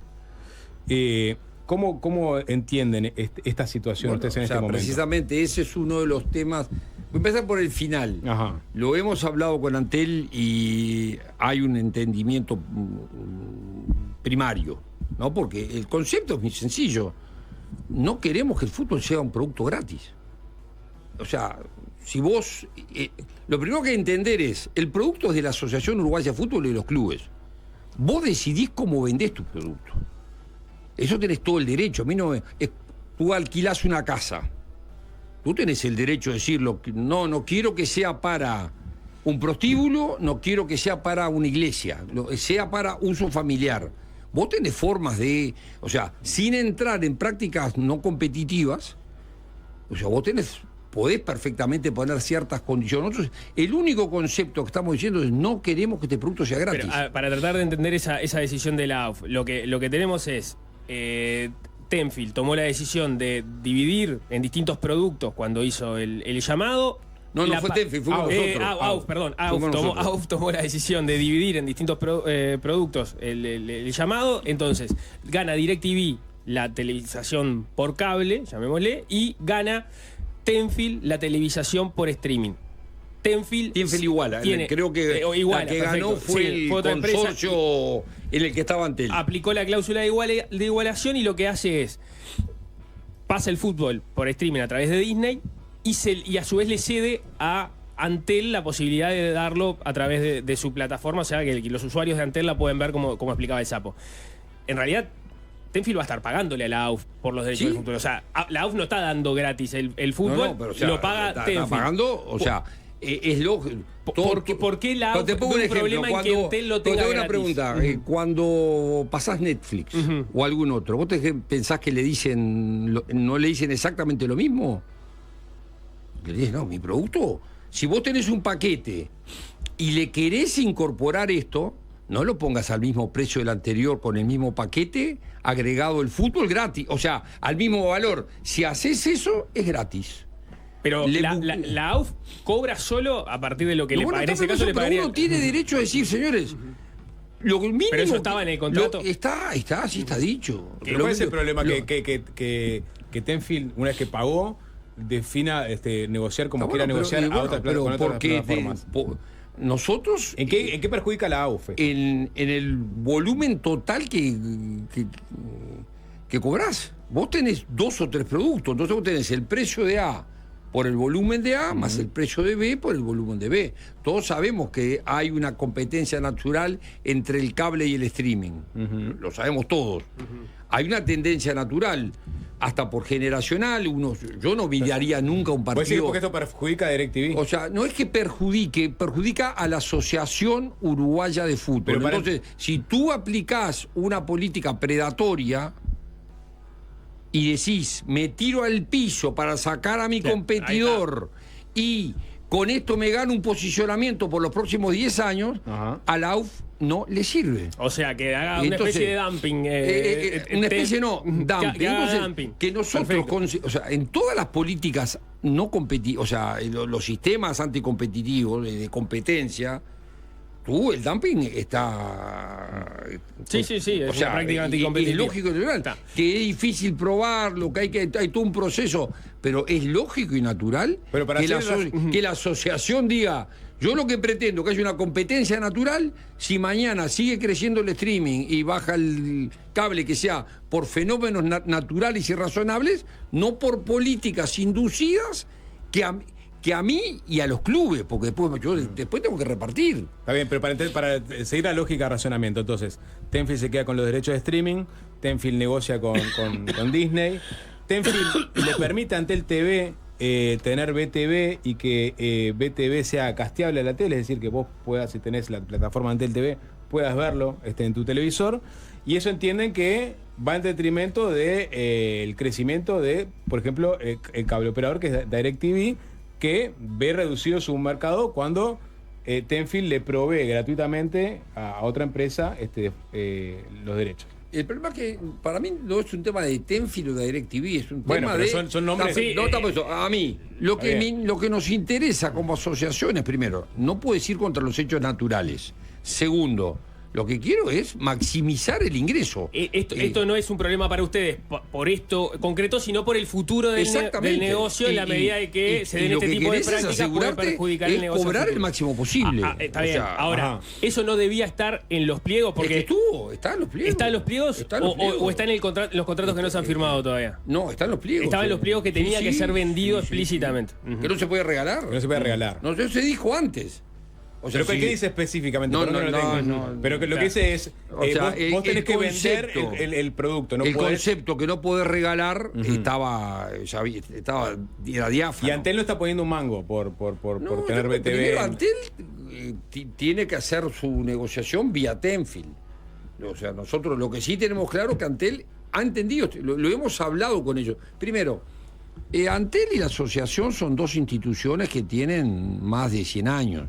O sea, ustedes y yo no éramos nacidos y ellos existían, nosotros nos vamos a morir y van a seguir existiendo. Entonces, la relación entre AUF y Antel es una relación mucho más profunda que no se debe ni se va a ver afectada por esto. Simplemente son instituciones, son sponsor nuestros. Hay una cantidad de cosas de muchísimos años que nosotros también tenemos que cuidar.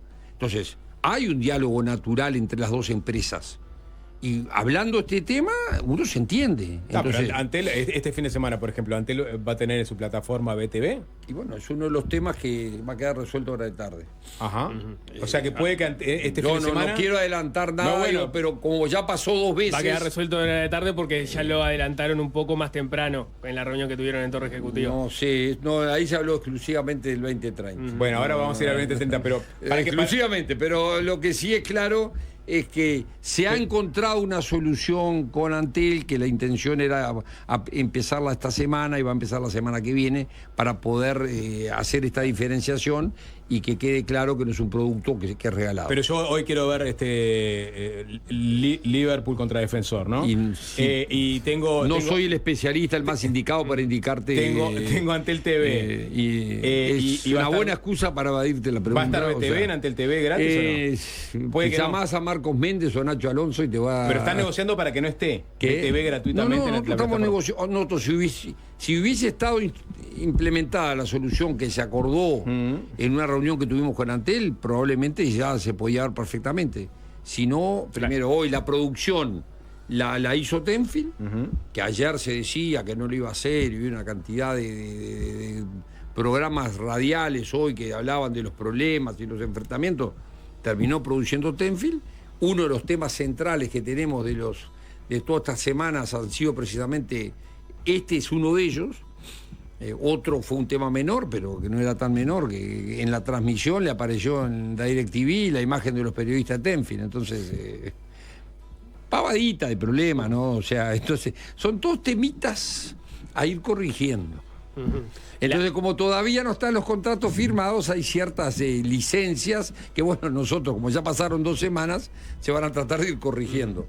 Tengo entendido, por ejemplo, que ahora hay otra empresa contratada en este momento en Cerro Largo por si no aparece Tenfield. Claro, por un partido en el Huilla. Tenfield ya apareció. Apareció, pero estaban con ese plan B por la duda. Ayer en una conversación alguien manifestó que no iban a producir y la realidad fue que el sentido común indicaba que lo iban a hacer y lo van a hacer. Bien. ¿Algún punto más sobre esto? Entiendo que quien está esperando también por que esto se resuelva es DirecTV, precisamente porque no va a querer firmar un contrato en la medida que entienda que en el otro lote le están haciendo dumping. No, yo creo que ahí también hay todo un tema. La DirecTV tiene que todo el tema con Cablevisión y digo, no hay ningún santo de todo. O sea, no es que los malos están acá y los buenos están acá, ¿no? O sea, acá la obligación nuestra es poner reglas parejas para todos. Digo, y así como a veces no aceptamos presiones de un lado, tampoco vamos a aceptar presiones del otro, ¿no? Pero acá el ideal es que poder firmar los contratos y poder cobrar, digo. Entonces, sí, hoy hay gente en la asociación que no se pone nerviosa. O sea, yo en esto, mirá, digo, porque a veces cuando salió la cifra y se hablaba, a mí una época de mi vida trabajé en la industria frigorífica y hubo una familia que en el Carrasco, los Ollenar, y que la verdad que les tengo un cariño enorme. Y me acuerdo que yo cuando recién entré habíamos vendido, Uruguay tenía un problema de venta de delanteros, vos vendías el Kosher a Israel, el Hilton a Europa, y te quedaba un remanente de delanteros que logramos vendérselo a Brasil y yo me creía el rey del mundo porque había logrado un precio espectacular. Y cuando llego a Montevideo, me dice el presidente Carlos Ollenar, me dice, te felicito, Eduardo, pero grabate una cosa a fuego. Las ventas se cierran cuando se cobran. Yo digo, ¿qué me querrá decir este viejo? Digo, ¿para qué? A los 3 meses, llamada de Brasil, Eduardo, infelizmente, a situación mudó. Entonces, los años te indican que primero sentate, hablá y esto es dinámico. O sea, sin duda se hizo un trabajo excelente, tenemos que firmar los contratos, no es sencillo cuando vos estuviste acostumbrado a manejar todo de la hora de la noche a la mañana, tener que sentarte. Lo peor que te puede pasar cuando vos firmás un contrato o un negocio con alguien es tener desconfianza. Y acá es lógico que hay una desconfianza mutua entre actores de la AUF y la gente de Tenfield, que la estamos reconstituyendo. Pero entonces, cuando vos tenés que poner en un papel, querés cubrirte por todos lados, y parte de los problemas de los contratos es que a veces nos estamos hasta queriendo cubrir hasta de más, y eso está enlenteciendo todo el proceso, ¿no? Una más de estas discusiones que se dieron en el último tiempo luego de los contratos, o sea, grosso modo las cifras que termina recaudando la AFE son 3 veces mayores a las que se pudo haber logrado de cómo venía la negociación con Tenfield, pero apareció la discusión a propósito de los impuestos en el medio. Parte de lo que se ha dicho, y me interesa que la explicación es, la AUF dejó de ser una asociación civil, pasó a ser una empresa con AUF TV, y que eso implicaba que hubiese que pagar IVA en parte de los contratos, con lo cual el dinero que estaba recaudando iba a haber que descontarle el IVA, y entonces iba a ser mucho menor esa cifra. Ciencia ficción, es eso. O sea, AUF TV es una empresa.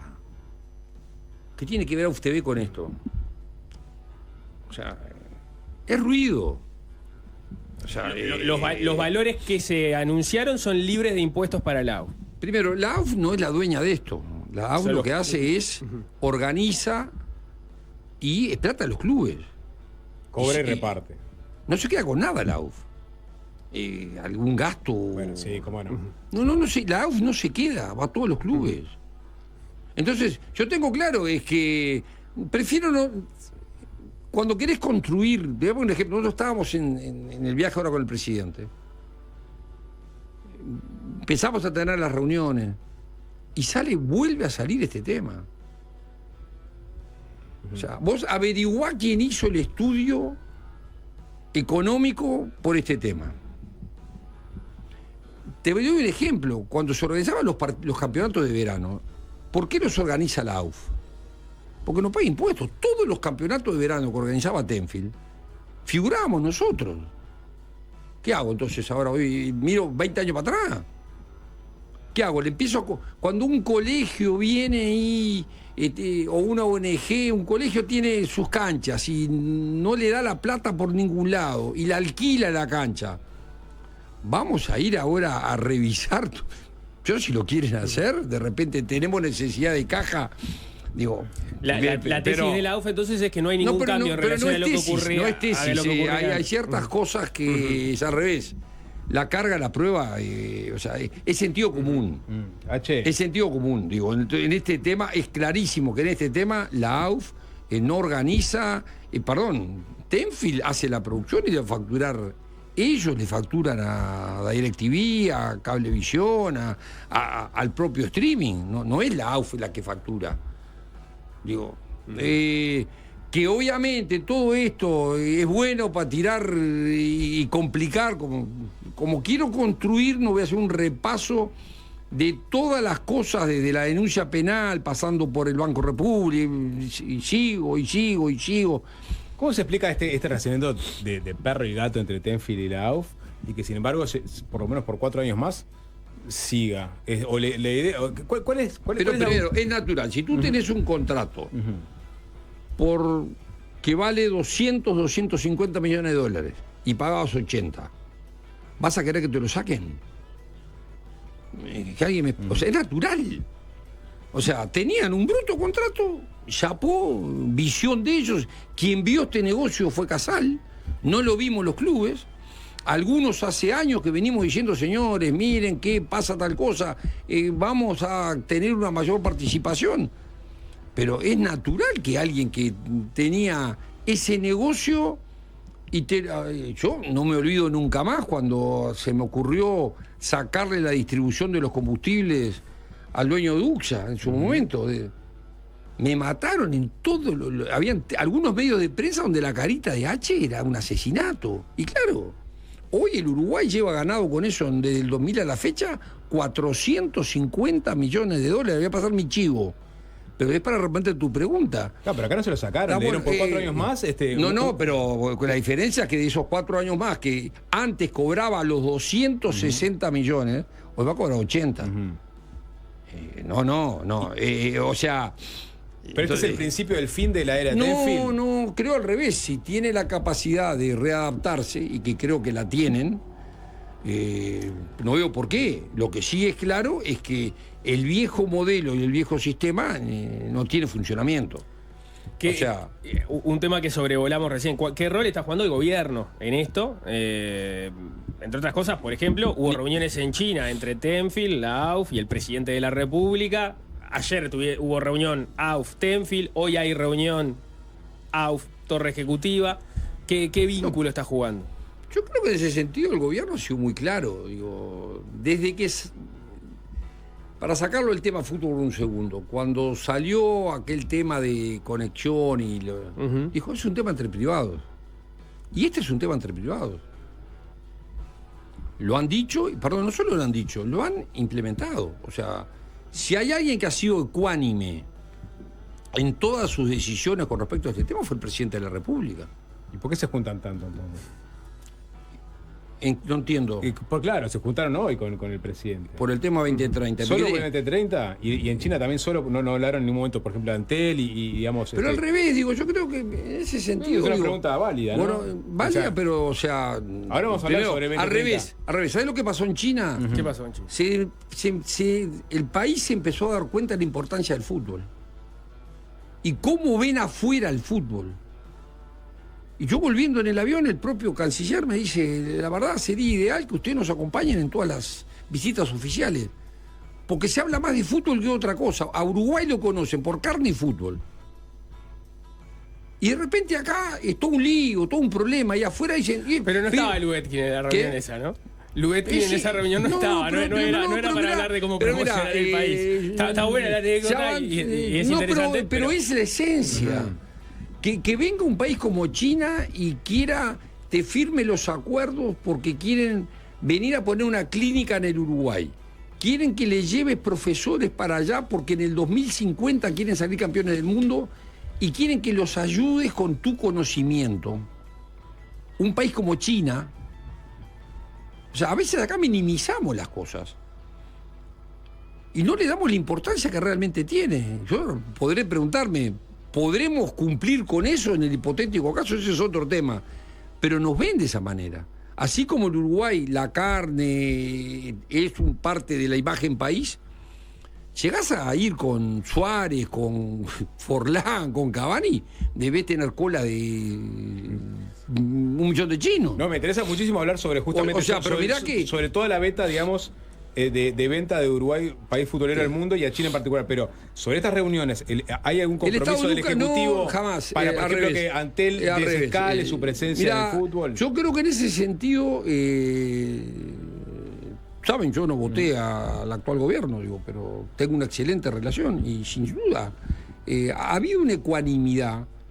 Yo creo que no han permitido que se use el Estado en un tema privado. Sin embargo, la tesis de dumping que acaba de poner arriba de la mesa, el instrumento de ese dumping de Tenfield sería Antel, o es Antel. Sería.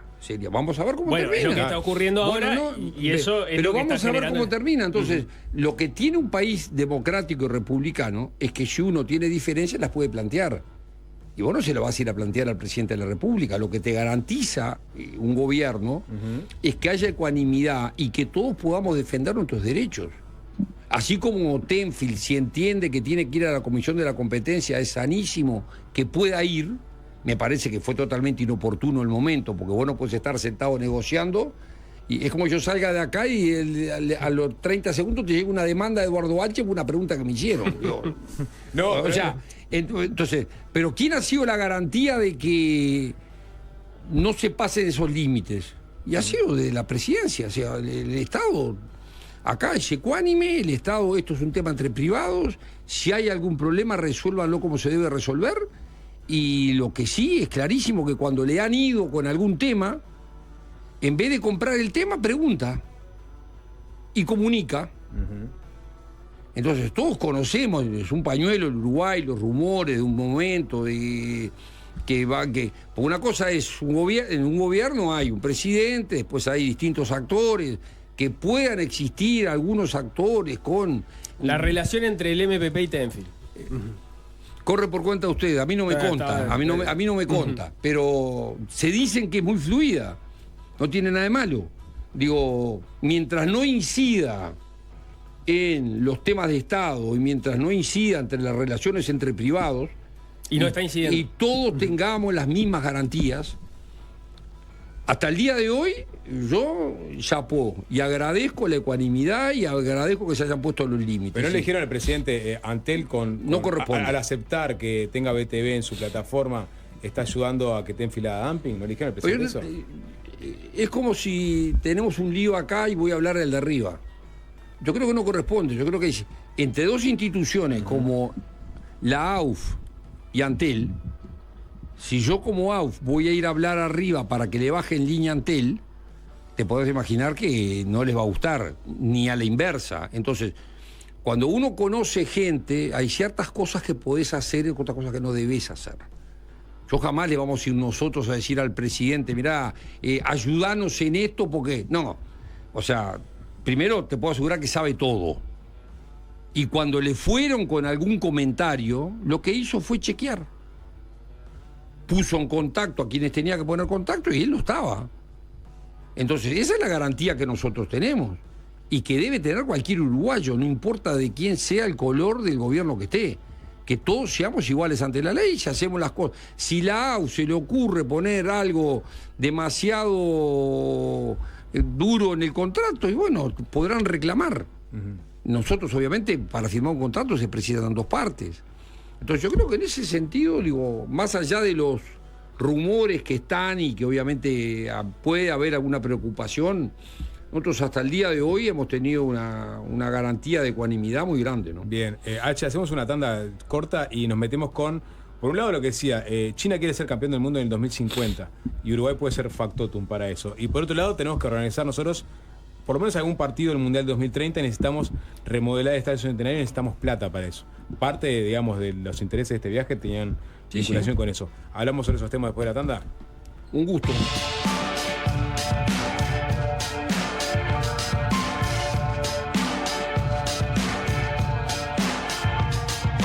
Aire rico.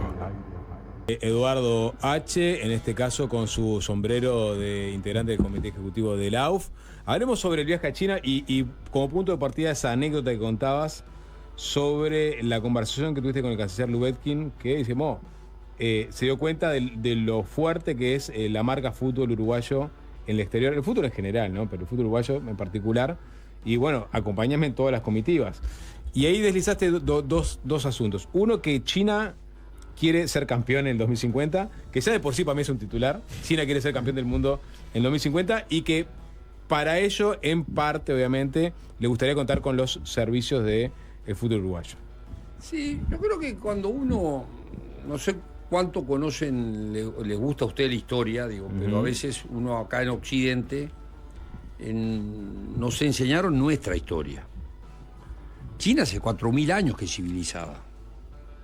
La dimensión tiempo en China, uno de los discursos más realmente que generó más furor fue cuando el principio del 2000 Xi Jinping declaró que iban a incorporar Taipei.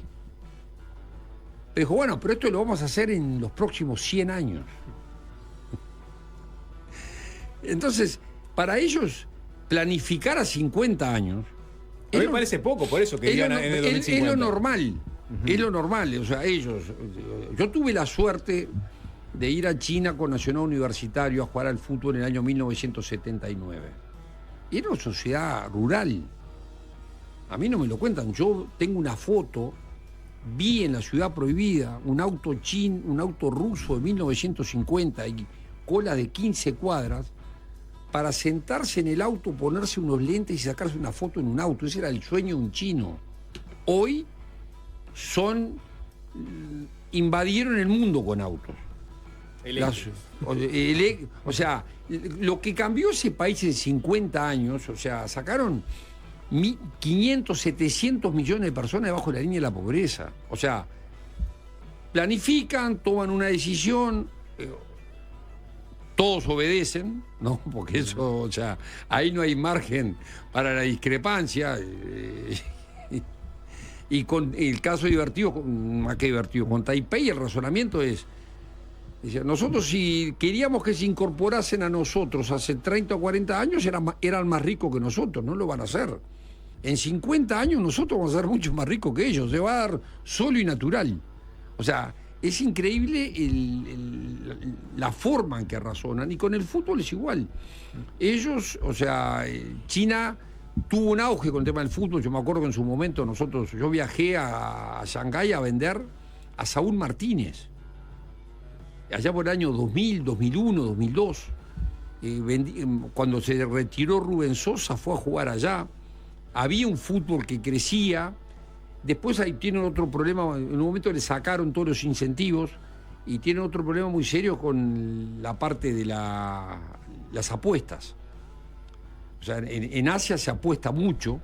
Y bueno, por distintos motivos el fútbol fue quedando para atrás. Hoy ellos tuvieron una participación muy buena en el Sub-23 en Asia, que salieron vicecampeones, y tienen la intención de organizar el Mundial allá por el 2050 y quieren empezar a preparar en su visión un desarrollo del potencial que tienen. Lo habían intentado con distintos países, no les funcionó, lo intentaron con Argentina, y bueno, y hoy en Uruguay nadie entiende que Uruguay, con nuestra dimensión, pueda tener la historia del fútbol que tiene, que por ejemplo, te lo decían, hace 4 años Uruguay fue campeón mundial sub-20. O sea, entonces están apostando a nosotros en ese sentido. Hay una visión de lo que es Uruguay del fútbol. Se firmaron estos acuerdos y se firmó también un acuerdo para una empresa que quiere financiar el desarrollo del Estadio Centenario para el 2030. A ver, vamos por partes. Primero que nada, ¿quién es el interlocutor en China de fútbol? ¿Es la Asociación de Fútbol Chino, sí, digamos? Exactamente. El tema es que después allá hay distintas... Cada provincia de repente tienen 200 millones de personas, ¿no? Nosotros fuimos con Nacho un día a una provincia, nos llevó todo el día y... O sea, Guangzhou, la dimensión que tienen es realmente... Y ese acuerdo, digamos, para potenciar el fútbol chino, por parte de la UF, ¿cómo se Bueno, materializaría? ahora tenemos que empezar realmente a darle contenido. O sea, ha ido mucho técnico nuestro allá. Por ejemplo, Osvaldo Jiménez fue técnico en China, fue campeón en China en su época. O sea, hubo una corriente que después se frenó y ahora se le quiere volver a dar contenido, sobre todo de parte de ellos, y ellos quieren el apoyo logístico y sobre todo de estructura de parte de Uruguay. Nos ven como un país serio, nos ven como un país que en el fútbol, o sea, todo lo que acá decimos que no es y que no somos en el fútbol, que somos un relajo, que somos buena parte Llegar de al maestro Tavares para hablar de, digamos, de todas las categorías. Y bueno, sin duda es una posibilidad, digo, que tiene un renombre mundial, está fuera de discusión. Pero no se planteó nada concreto. No, se firmó un acuerdo para que ellos van a venir a invertir y poner una clínica acá y ellos quieren traer jugadores chinos a jugar en el campeonato uruguayo. ¿Por qué? Porque ellos lo que entienden es que les falta la picardía y la cultura futbolística nuestra. O sea, ellos falta potrero. Exactamente es lo que están diciendo ellos, que necesitan darle a los jugadores de ellos lo que acá sobra, que es potrero. Y aparte te lo dicen. Entonces, realmente es admirable cómo te ven, cómo nos visualizan. Y creo que es un potencial enorme, no para nosotros, sino para... Yo creo que si esto cristaliza y tenemos que hacerlo, hay toda una corriente de profesionales nuestros que van a poder ir para allá. Y obviamente van a venir una cantidad de jugadores de ellos para acá, quieren hacer una inversión, hacer una clínica donde los tengan. Entonces, realmente es muy interesante, ¿no? Digo, y puede tener una proyección de futuro muy grande. ¿Y el acuerdo respecto al estadio? Y es una empresa que está dispuesta a financiar lo que salga de la obra del estadio. Nosotros estamos diciendo que preferimos que sea también como inversión, pero quedó abierta la puerta. O sea, está el interés concreto. Obviamente fue ir allá, que también de ahora empiezan a aparecer otros interesados. Estados Unidos. Sí. Pero ahí el negocio, ¿cuál es para el inversor? O sea, usted el financiamiento. Primero, hoy en el mundo entero los estadios son un negocio. O sea, son por los espectáculos. O sea, mismo acá en Uruguay. Manejarlo como una arena. Exactamente. Eso es una posibilidad. O sea, se va a abrir la posibilidad a que te hagan las propuestas. Una alternativa es que sea exclusivamente para fútbol, que tiene su costo, que tenemos que terminar de racionalizarlo, pero creo que es viable porque entre aporte FIFA, Conmebol, exoneraciones de impuestos, yo creo que es una obra que al Uruguay le queda. Y lo importante es, voy a poner un ejemplo, este año Uruguay se juega la final de la Libertadores. Eso te deja mucha plata. O sea, la final de la Libertadores ahora en Perú le dejó a Perú arriba de $50 millones. Entre visitantes, lo que gastan, está cuantificado. O sea, por acá lo vemos como si es un costo. No es un costo. ¿Y se llega con los tiempos? Y bueno, yo creo que se llega. Hay que poner, buena parte de la conversación de hoy, por no decir el 90% de la conversación, estaba el intendente Mario Vergara, el presidente y Alonso, y todo el tema fue la pregunta que tú hiciste. Bueno, tenemos que llegar con los tiempos, no es si se llega, ¿qué tenemos que hacer? Y bueno, empezar a funcionar. Pero quiero para que quede claro, entonces, hay interés de una empresa china constructora de hacerse cargo de la Por ejemplo, remodelación de China pero le regaló un estadio a El Salvador, creo que fue. Pero nosotros no los regalarían. Pero te pongo un ejemplo que esto pero hay que entender cuál es el interés que tiene una empresa china de trasladar toda su, digamos, buena parte de su capacidad, su capacidad a Uruguay para remodelar el estadio. Si te lo logran financiar, por un lado te dicen, yo te lo hago y te lo financio. Y dije, no, financiación pura no. ¿Y qué te doy a cambio? Y bueno, hay una cantidad de temas dentro de de los estadios modernos, que fue uno de los temas que hablamos hoy con el intendente Mario Vergara, que va a haber que poner en el paquete. Que se puedan organizar espectáculos. Exactamente. Y que la empresa un shopping. Hay 20 cosas que hoy Pero entonces eso también tiene que pasar todos los filtros de la gente de la intendencia, los controles, la parte de... Pero al final del partido va a haber un llamado público, se va a elegir de forma directa, ¿cómo se define? Yo creo que perfectamente se debería hacer un llamado, que es lo que fue uno de los temas que hablamos hoy. Ajá. Entonces se va a nombrar una comisión nueva entre los integrantes del Estado, del gobierno, de la intendencia y de nosotros, para precisamente fijar una agenda y una hoja de ruta para que los tiempos no nos apremien. O sea, pero ese fue un tema que se largó, hay interesados y que creo que realmente va a quedar un estadio muy lindo y a Uruguay todavía ahora en abril en el Congreso de FIFA existe la chance que en vez de que un partido sean 4 partidos, o sea, que eso aumentaría la necesidad de las transformaciones, digo. Yo creo que ojalá se pueda hacer el Congreso, si se hace el Congreso también, el sorteo ahí. Mirá que mueve y deja un volumen de dinero. Yo creo que esto, lo que no podemos mirarlo es cuánto me sale. Pongamos lo que entre y lo que sale, y no tengo dudas que se puede pensar en grande, hay que pensar en grande, y así como en su momento se hizo el Estadio Centenario en 9 meses, ese era el Uruguay.